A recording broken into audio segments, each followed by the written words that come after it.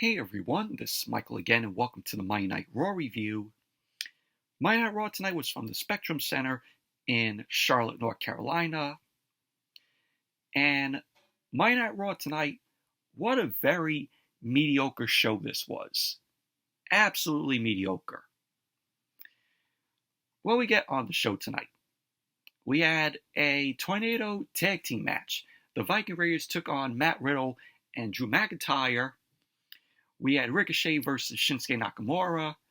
Shayna Baszler took on Zoey Stark. Smiley Raquel Rodriguez, ended up taking on Chelsea Green. We had Sami Zayn versus JD McDonagh.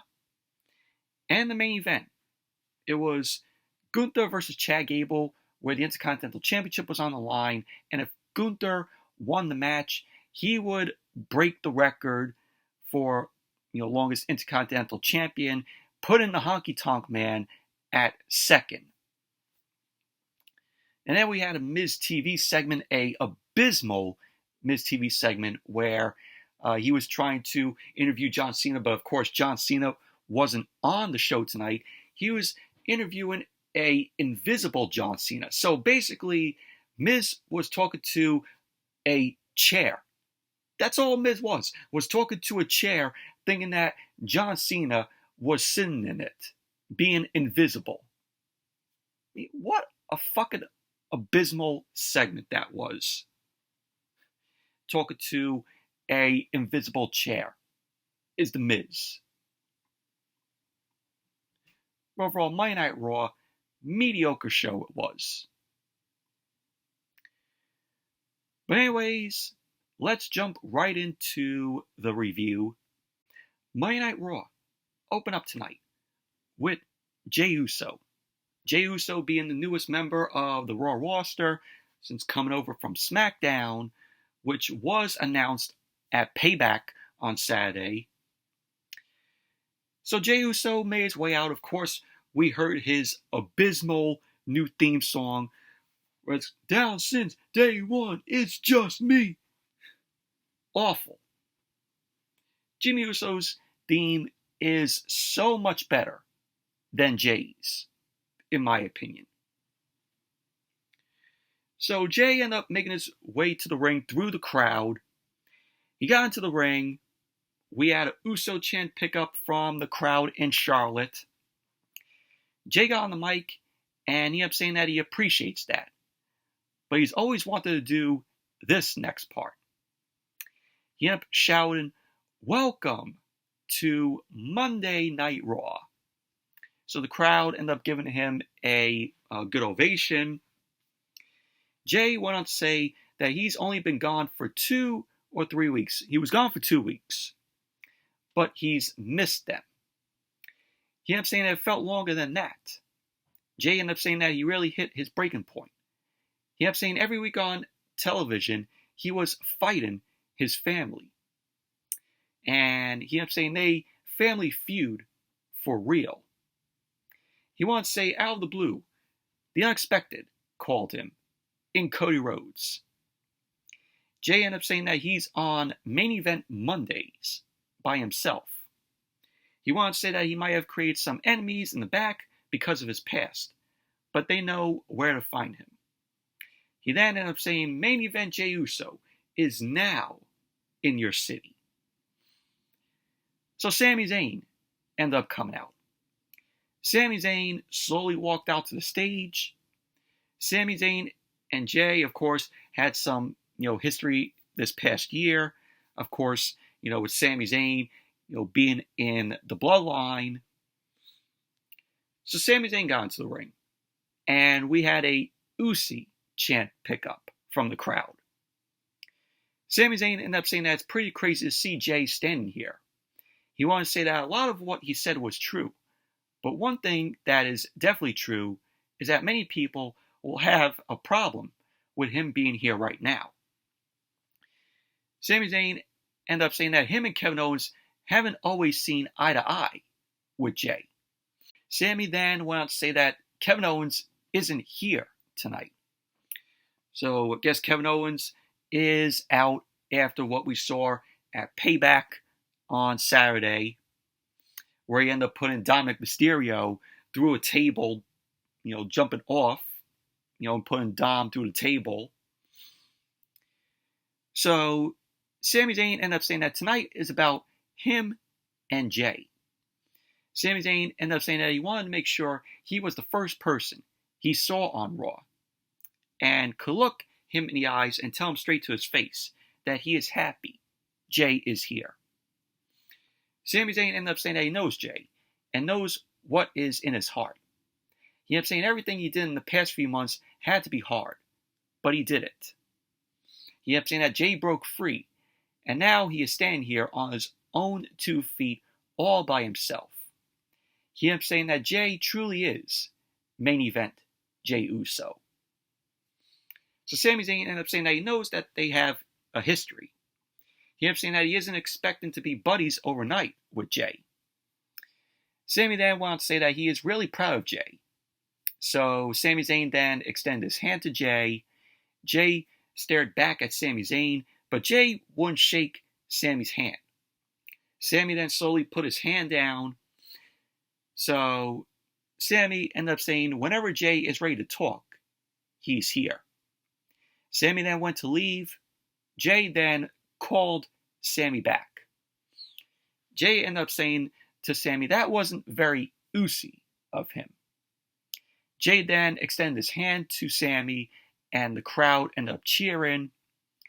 Sami Zayn and Jey Uso hugged in the ring, which got a big ovation. Jay then celebrated on the turnbuckles as Sami Zayn left the ring, and that was basically that. Overall, thought this was a good segment to open, Monday Night Raw tonight. Jey Uso is now on the Raw roster. This is good for Jay. WWE is going to book Jay as a singles competitor. He is away from Jimmy and Roman and Solo Sikoa. He's away from the bloodline. And, like I said in my Payback review, I think that WWE is going to book Jay as a singles competitor for the rest of the year. And then next year, Jay will come back and be inserted into the bloodline story. And we might get Jimmy versus Jay at WrestleMania. That's how the way I see it. That's how the way I would book it. Have Jimmy and Jay have their match at WrestleMania in Philadelphia. But that's how I see, it possibly going. But really glad that Sami Zayn and Jay are reunited.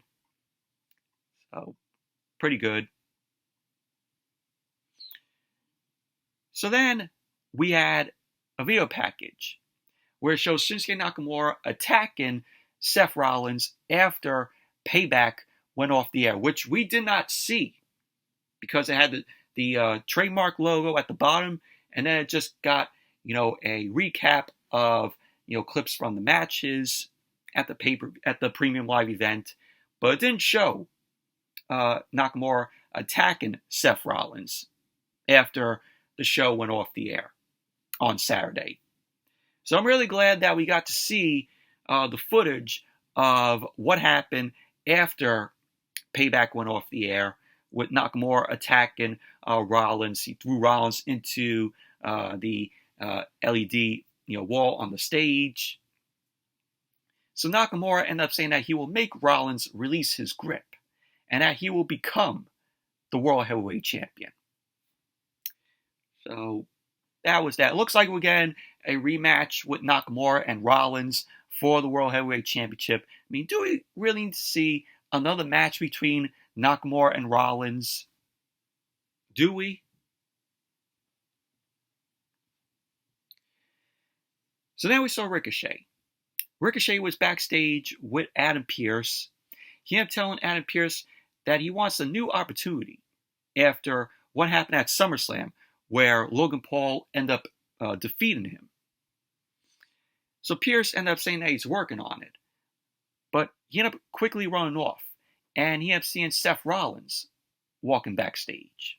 Pearce ended up telling Rollins that medical hasn't cleared him, To which Rollins ended up saying to Pierce that this is Monday Night Raw, and that he is totally fine. Ricochet walked up, and he ended up saying to Rollins that he has respect for him for being here. Rollins ended up saying that Ricochet gets it. Ricochet then ended up saying what he really means to say is Rollins doesn't need to carry the show on his own. So Rollins then assured both Pierce and Ricochet that he is fine. So pretty much that was that. And then we had the first match of the night. We had the Tornado Tag Team match. Drew McIntyre and Matt Riddle versus the Viking Raiders. Eric and Ivar. Of course, they were accompanied by Valhalla. So this was a good match here. So the match got underway.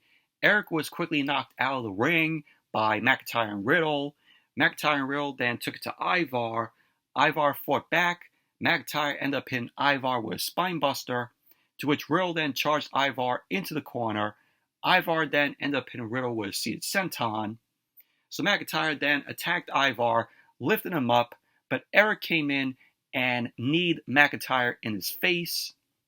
So the Viking Raiders then double teamed on Riddle, but McIntyre quickly ended up running in. So the Viking Raiders were knocked out of the ring. McIntyre and Riddle ended up hugging, and then McIntyre ended up giving Riddle an overhead belly-to-belly suplex over the top rope onto the Viking Raiders, which I thought was funny, by the way. Matt Riddle's face looked as McIntyre ended up picking Riddle up and gave him that overhead belly-to-belly suplex over the top rope. So Riddle then came to the ring. He shoved McIntyre, and Riddle ended up telling McIntyre to get the tables. Just like, Dudley Boys. Reference to the Dudley Boys there. So McIntyre ended up shoving Riddle back. He ended up shouting, "You get the tables." So Riddle ended up going to get the tables, and then Monday Night Raw went to commercial, and they had the picture-in-picture tonight on the show. It's like they were copying AEW here, because AEW on Dynamite, it has the picture-in-picture, and then, Rampage also does it, and then Collision. So WWE copying AEW with their picture-in-picture here. So we had Monday Night Raw come back from the commercial. Ivar headed to the top rope.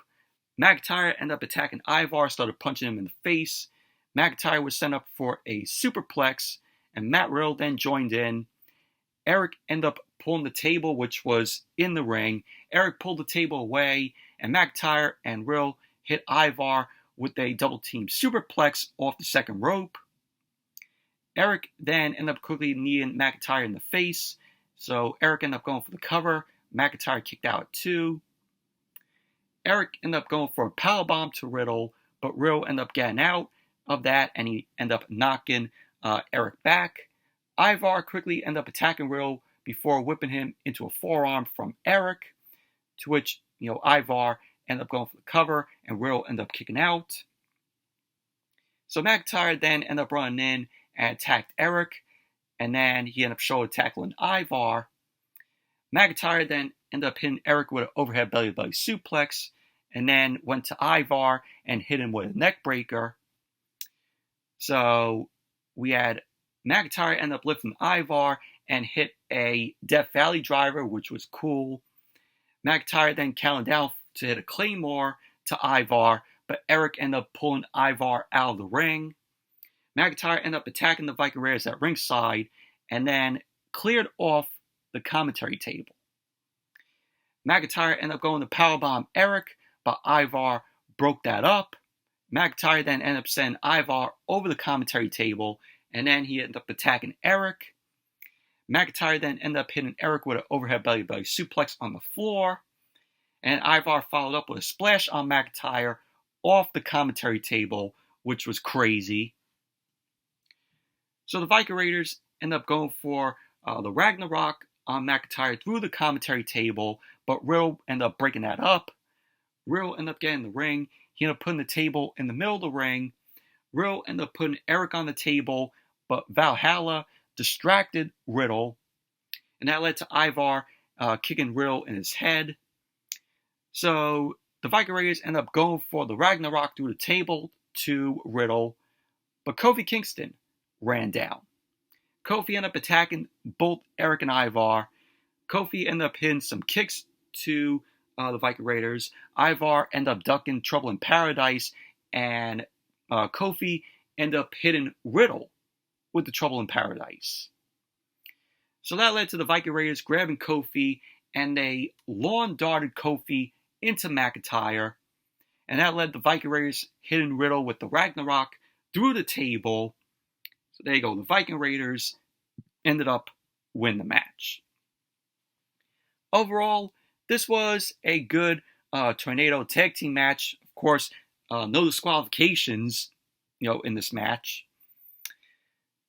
So, but overall, this was fun. This was a fun Tornado tag team match.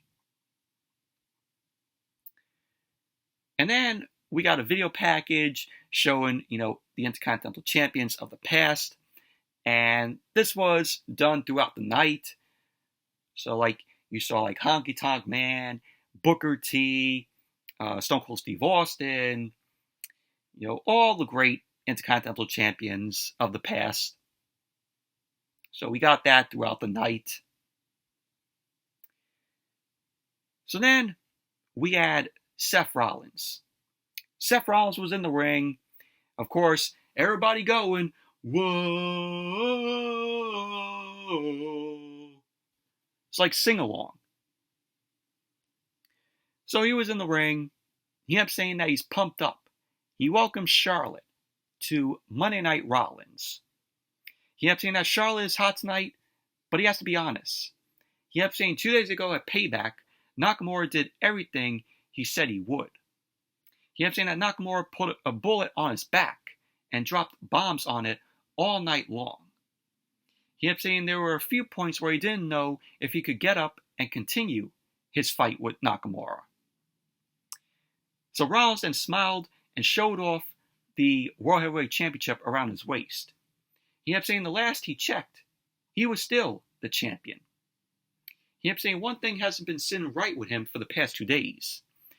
Rollins ended up saying that even though he beat Nakamura, at the end of the night, he was able to walk out of the building, while Rollins was pushed out in a wheelchair by his wife, Becky Lynch.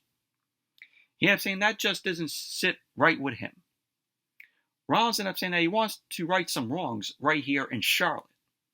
So Rollins then called Nakamura out. He ended up saying that he'll make his dreams come true. So Rollins then called out Nakamura. Nakamura ended up coming out. He made his way to the ring. Nakamura paused halfway down the ramp. So Rollins ended up calling for Nakamura to get in the ring. Nakamura didn't respond. Rollins ended up saying that he knows the only way to get Nakamura in the ring is to give him what he wants. So Rollins offered a World Heavyweight Championship match for Nakamura right here and now. So Nakamura had a psychotic look on his face. He started walking toward the ring and then turned around.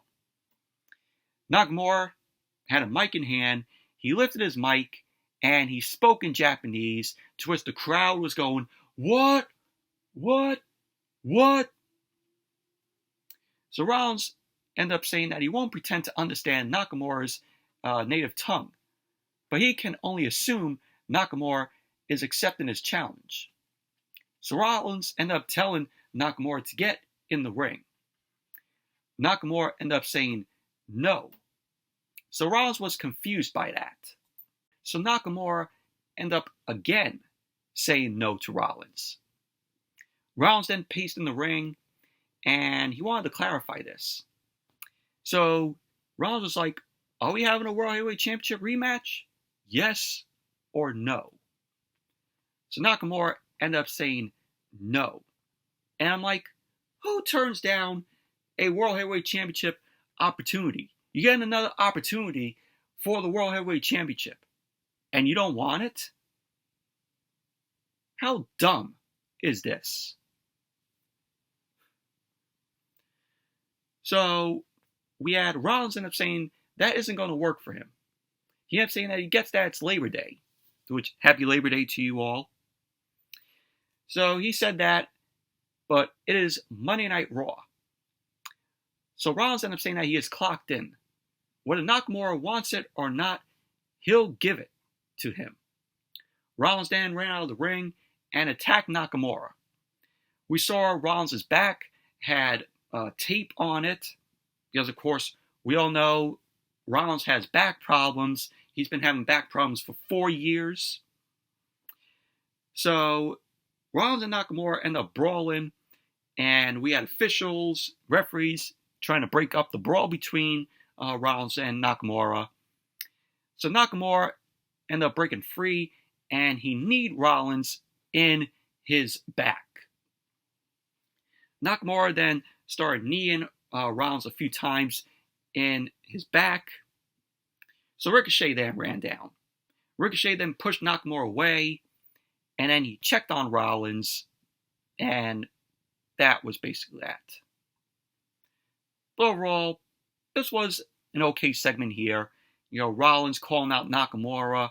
Rollins wanted to give a rematch to Nakamura for the World Heavyweight Championship, and Nakamura just turns it down like that. Like I said, who turns down a World Heavyweight Championship opportunity?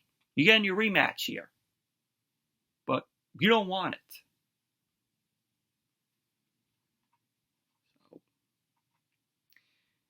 And then Monday Night Raw went to commercial.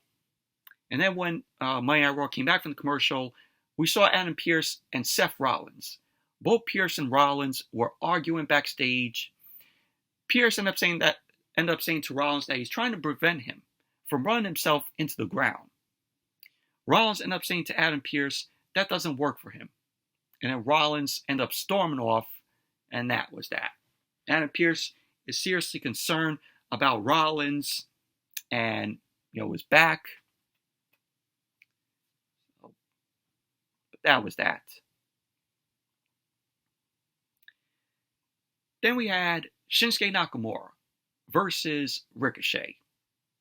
Decent match this was. Match ended up starting with Nakamura immediately getting out of the ring after the bell rang. Ricochet then chased after Nakamura. Nakamura ended up attacking Ricochet and sent him into the ring, but Ricochet ended up flipping off the ring apron onto Nakamura. Ricochet ended up attacking Nakamura and got him into the ring. Ricochet then ended up hitting Nakamura with a drop kick. Nakamura fought out of a suplex attempt from Ricochet, and Nakamura applied a waistlock on Ricochet. Ricochet then elbowed Nakamura and started chopping away at him. Ricochet got to the ropes, but Nakamura ended up kicking Ricochet's feet. Ricochet was hanging off the second rope, and Nakamura ended up crushing Ricochet with a flying knee drop. Nakamura then ended up putting his boot on Ricochet's face, and he did the good vibrations. Nakamura then put Ricochet in the corner, started kicking away at Ricochet's chest.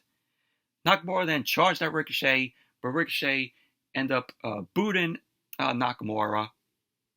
So Nakamura blocked that and turned Ricochet on the ropes, and then Nakamura ended up hitting a sliding German suplex to Ricochet.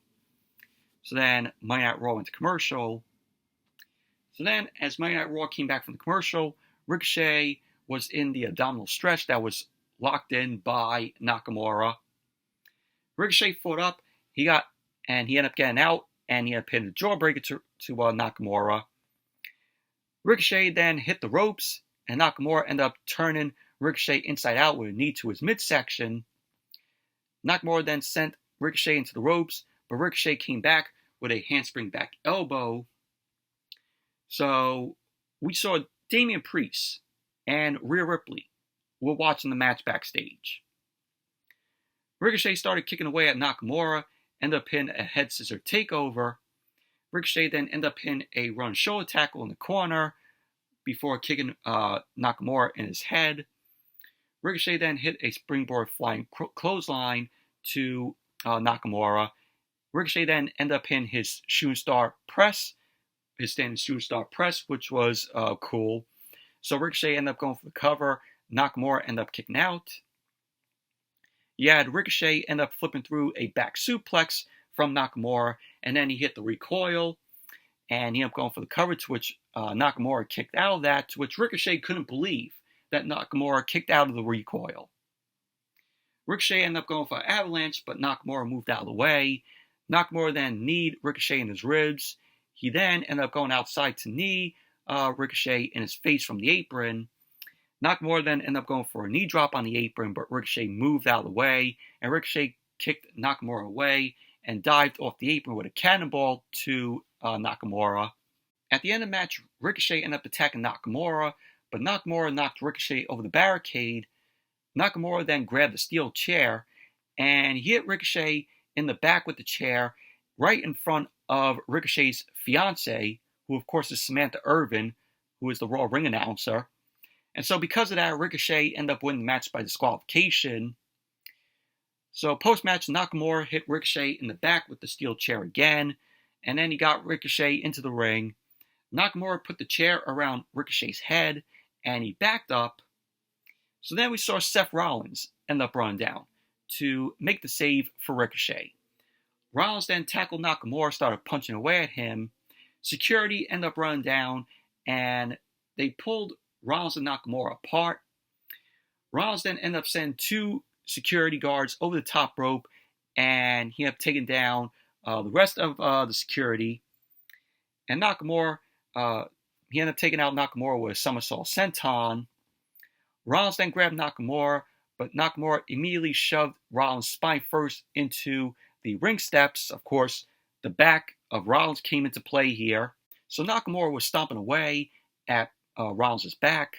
Very weak stomps from Nakamura here. So Ricochet ended up going to hit Nakamura with the chair, but Nakamura ended up running off. So Rollins was shown to be in a lot of pain, of course, from his back.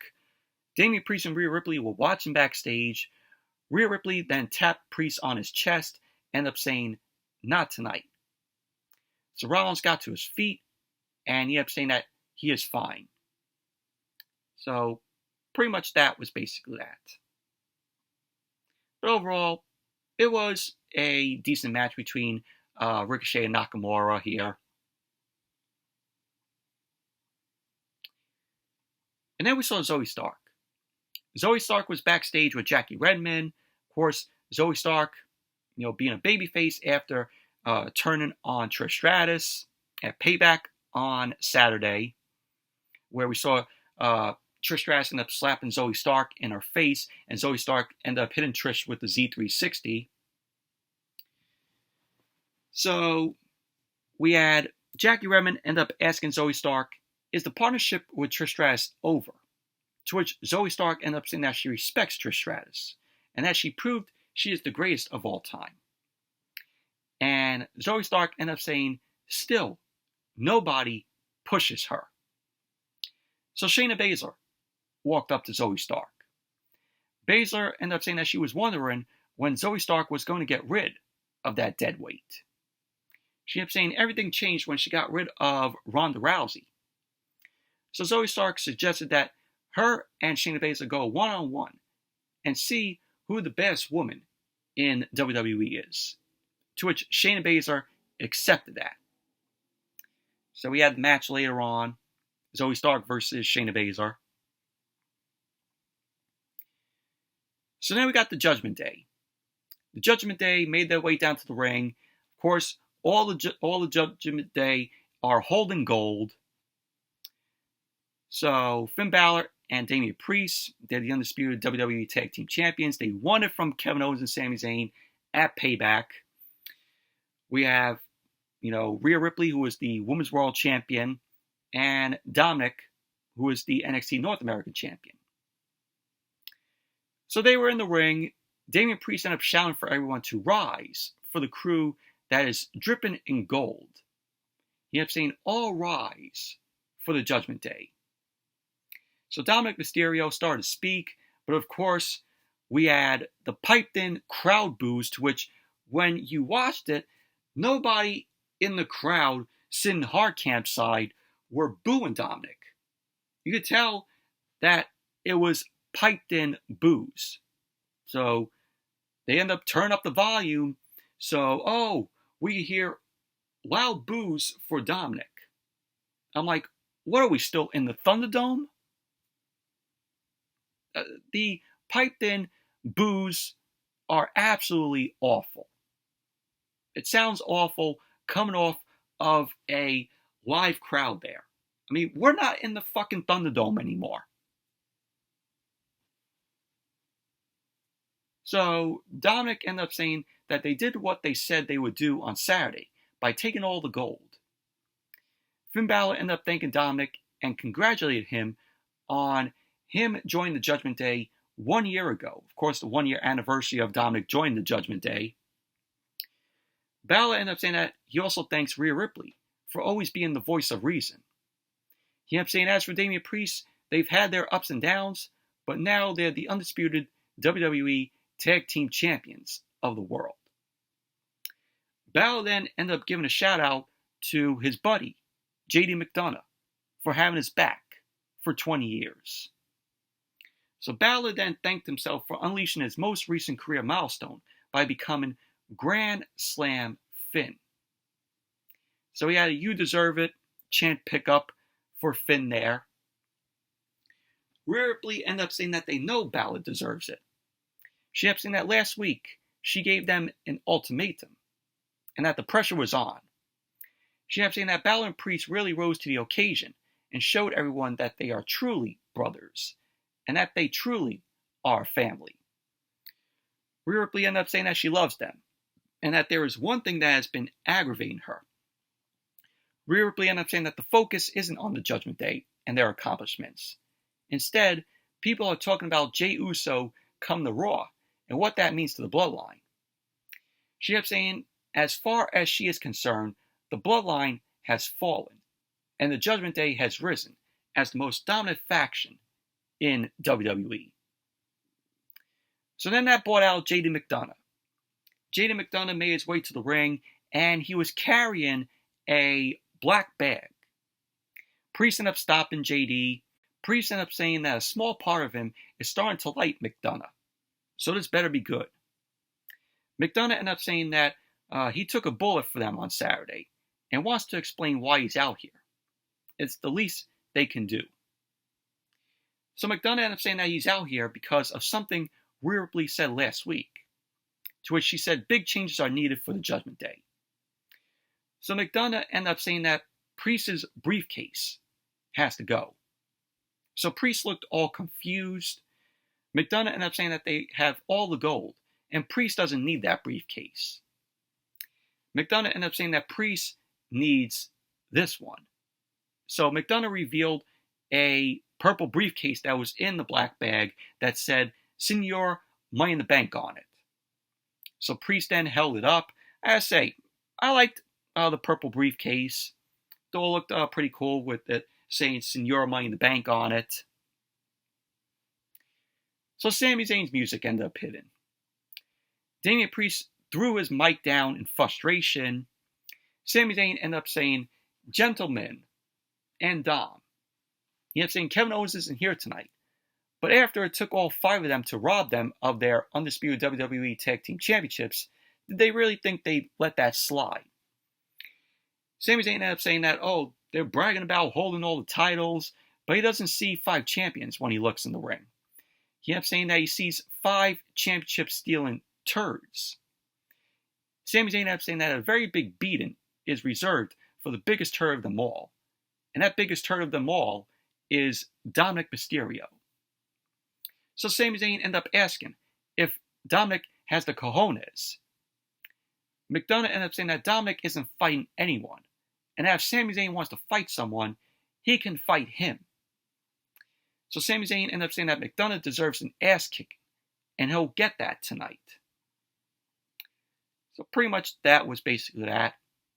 But this was, good stuff here with the Judgment Day, and I like I said, I like the purple briefcase for Damian Priest. Purple because the Judgment Day, it's purple. So I like that. So with Rhea Ripley end up saying, oh, they're better than the Bloodline, could we be seeing the Judgment Day versus the Bloodline? At possibility if WWE does War Games for Survivor Series this year. I could possibly see that.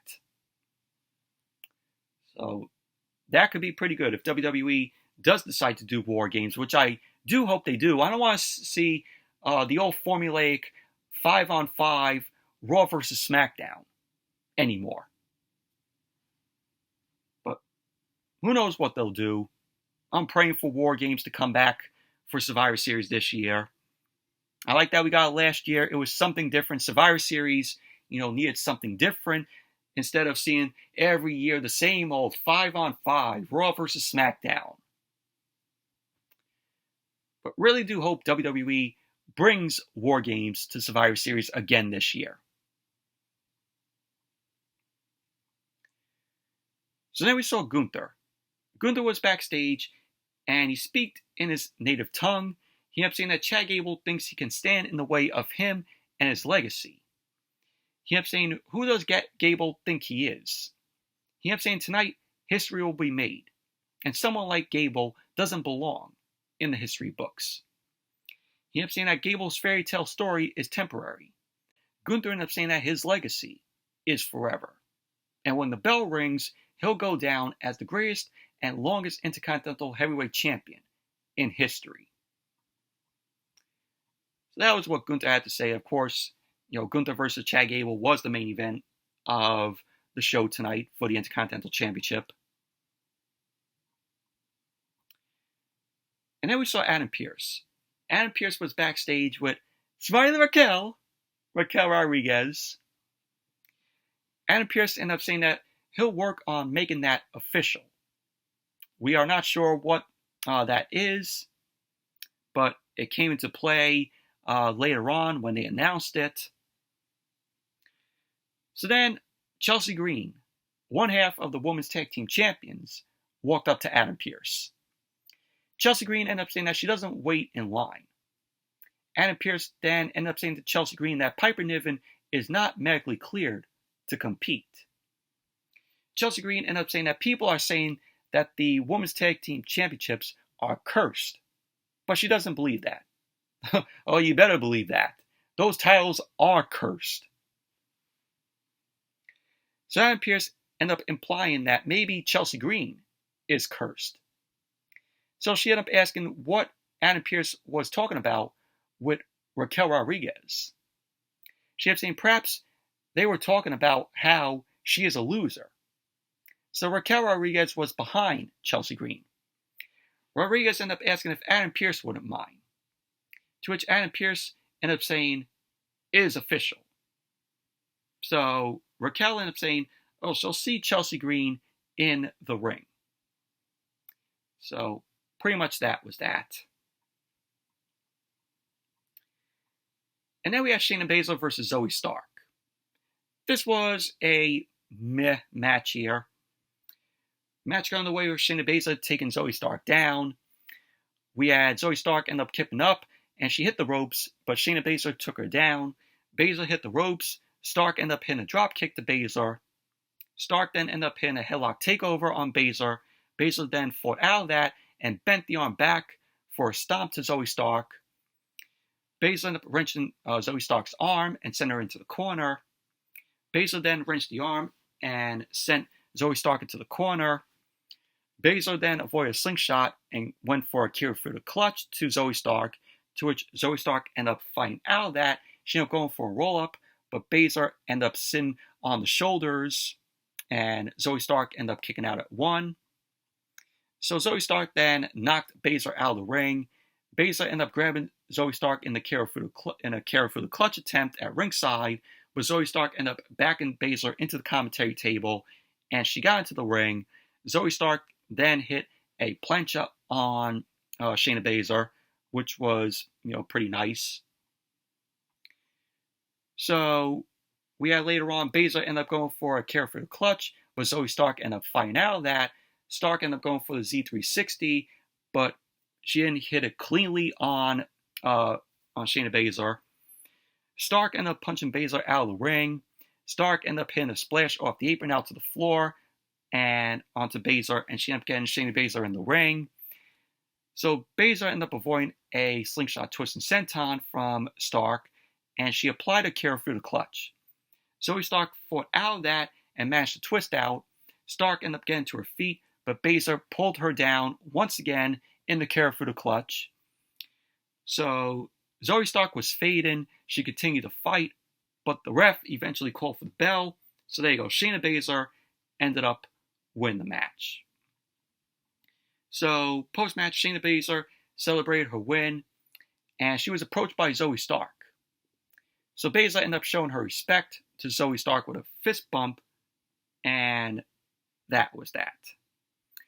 But I think what they were doing here was trying to get Zoey Stark over, but the crowd looked like they didn't seem to be feeling that yet.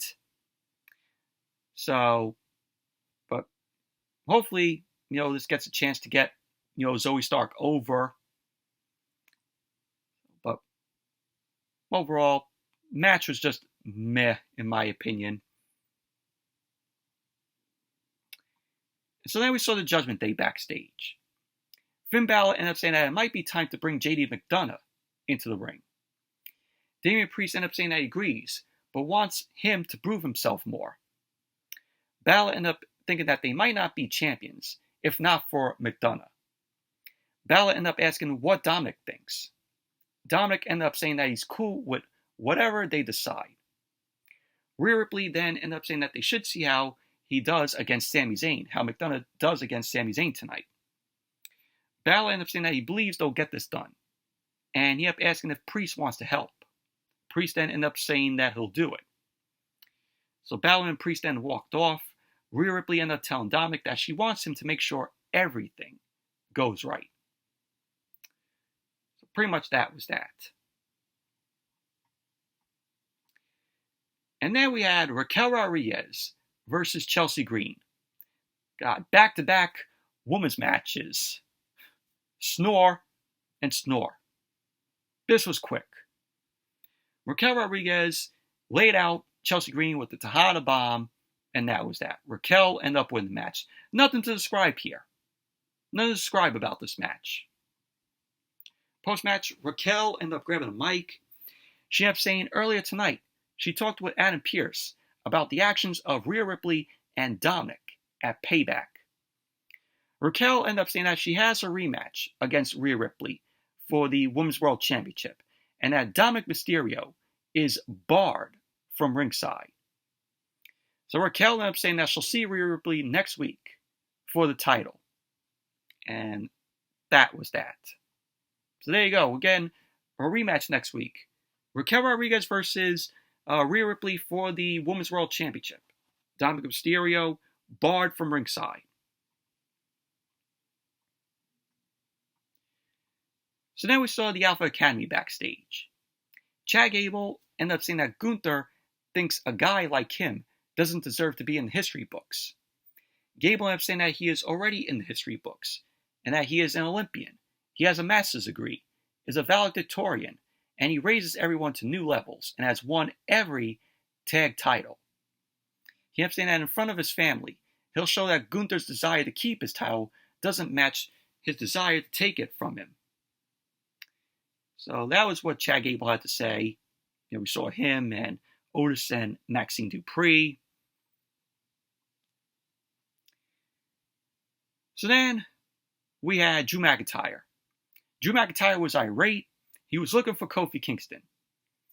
Matt Riddle ended up telling McIntyre to calm down.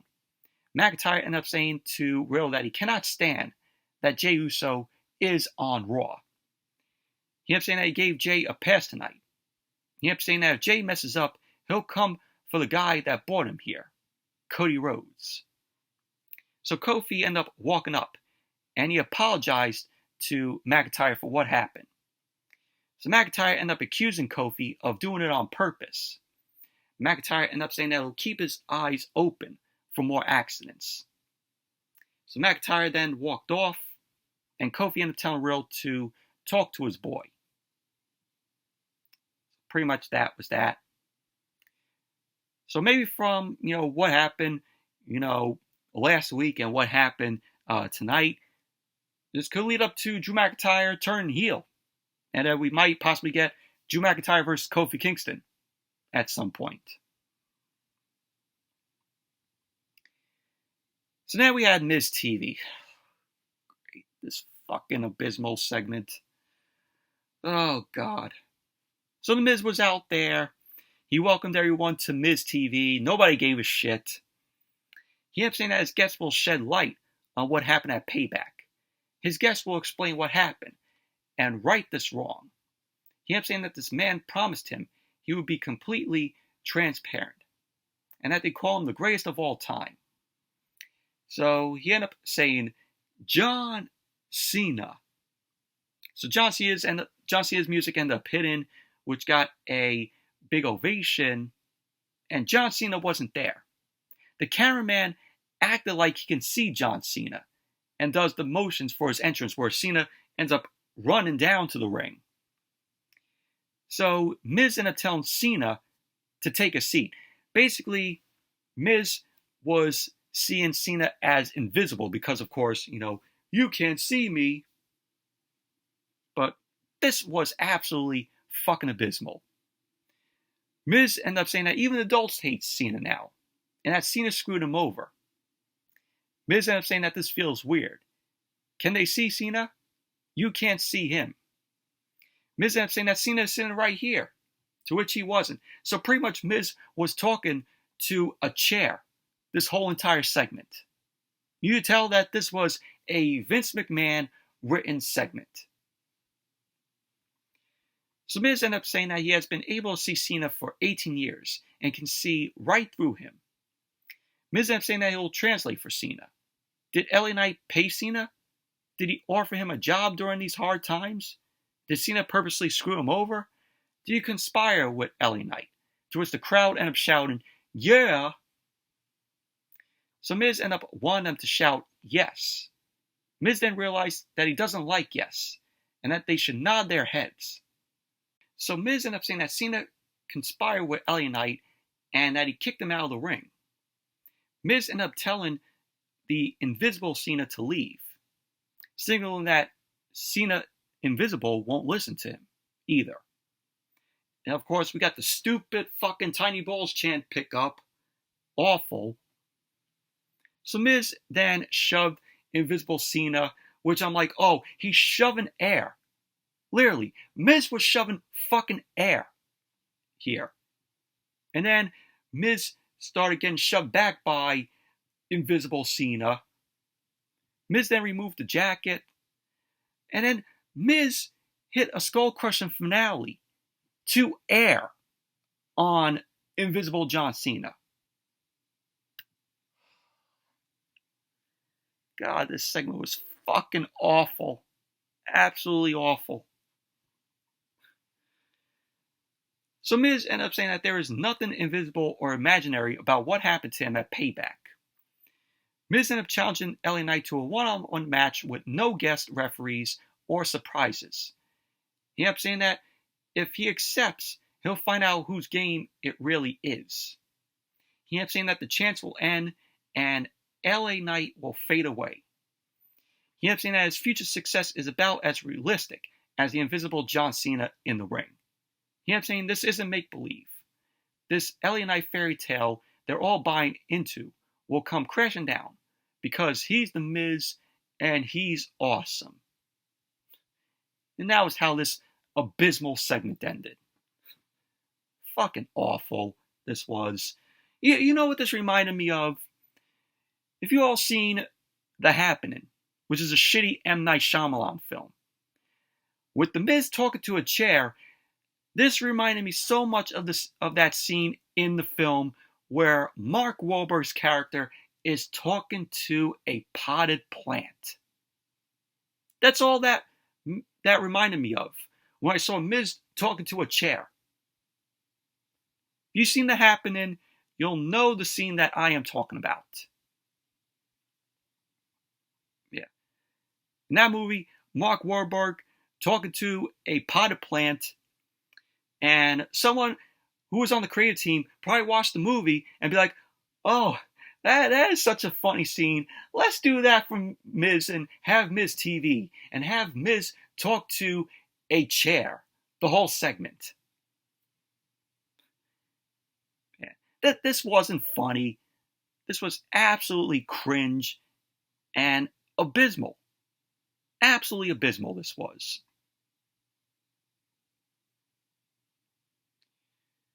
So now we saw Jey Uso. Jey Uso was walking backstage. Akira Tozawa ended up seeing Jey, and he walked the other way. Adam Pearce ended up catching up with Jey. He ended up saying SmackDown is getting a compensation pick for Jey Uso coming to Raw. He ended up saying depending on who that is, it might piss people off. Adam Pearce ended up saying that he wanted to give Jey a heads up. Jey ended up thanking Adam Pearce, and he walked off. So then Tommaso Ciampa came up to Pearce, and he ended up asking Pearce if they can talk. So Pearce ended up saying that they can. So Tommaso Ciampa went into Pearce's office, and that was that. Yeah, what are they doing with Tommaso Ciampa?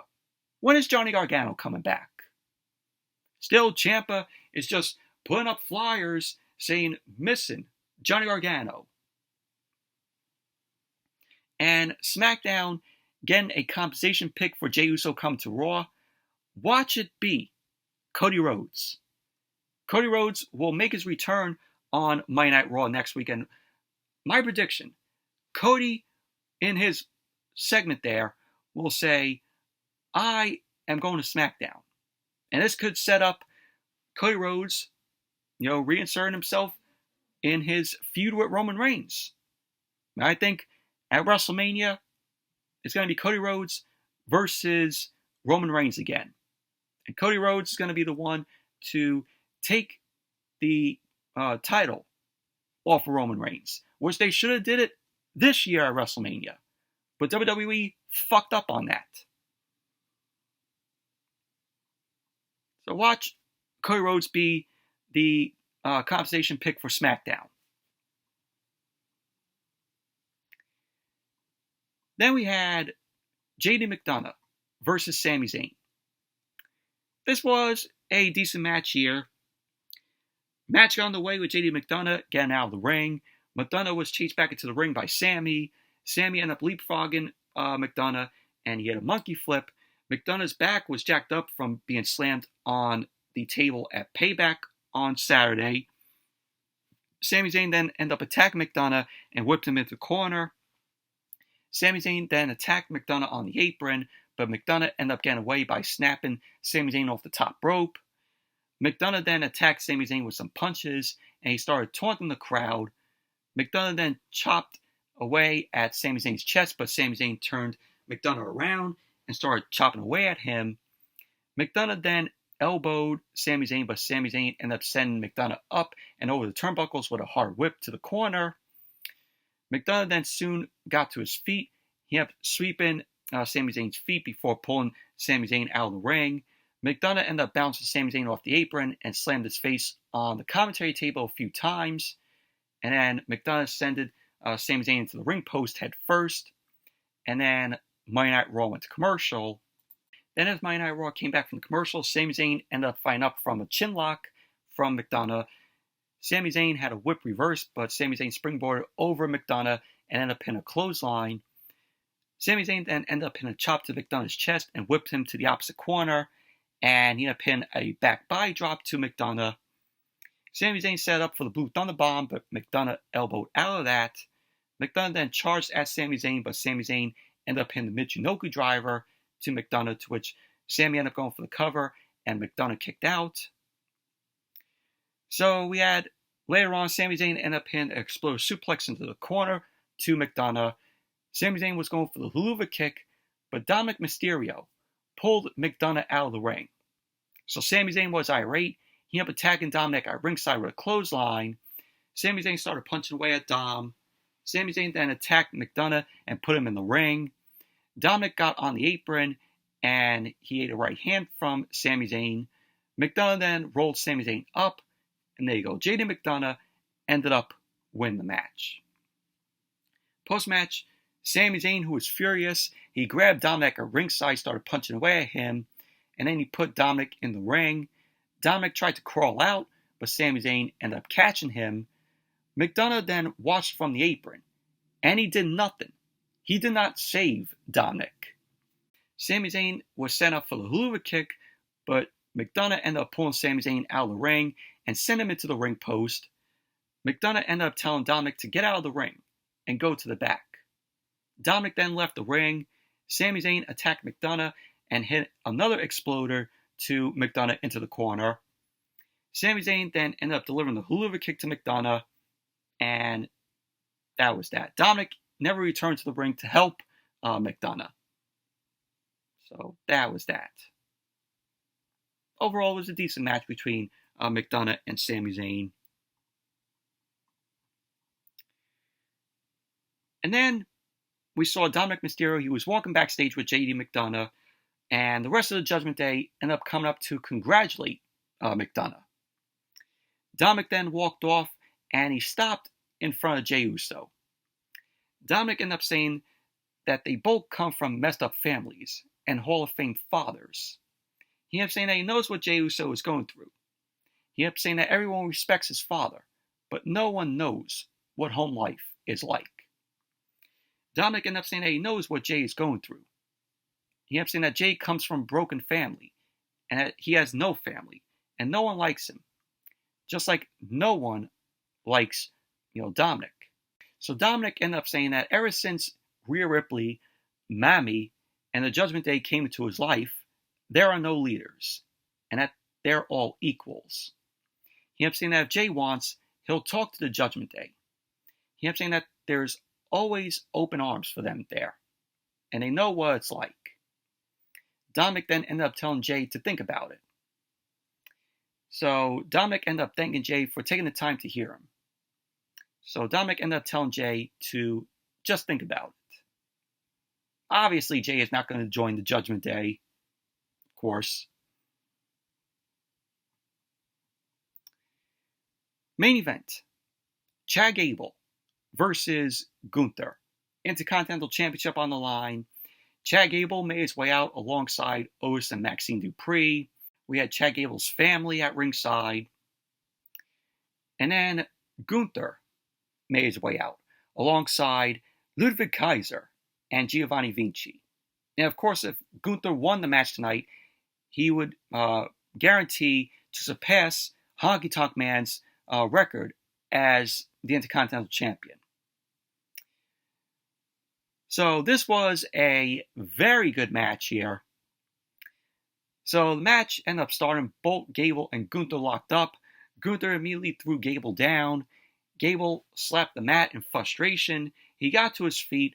Both guys ended up locking up again. Gunther applied a side headlock on Gable. Gunther then ended up hitting a headlock takeover, and he clinched in the headlock on Gable. Gable fought up, but Gunther ended up hitting another headlock takeover on Gable. Gable popped up, but Gunther ended up taking Gable down with a headlock takeover. Gable then grabbed Gunther's ankle, but Gunther ended up getting to the ropes. Gable ended up tapping Gunther on the chest. Gunther ended up putting Gable in the corner, but Gable turned Gunther around and chopped away at Gunther's chest. Gable then avoided a big chop from Gunther, and he got out of the ring. Gunther ended up chasing Gable back to the ring. Gable ended up getting in the ring and dropkicked Gunther off the apron. So Monday Night Raw went to commercial. Then when Monday Night Raw came back from the commercial, Gable was in control of the match. Gable ended up hitting a pair of dragon screws on the apron to Gunther. He ended up twisting Gunther's leg against the ropes.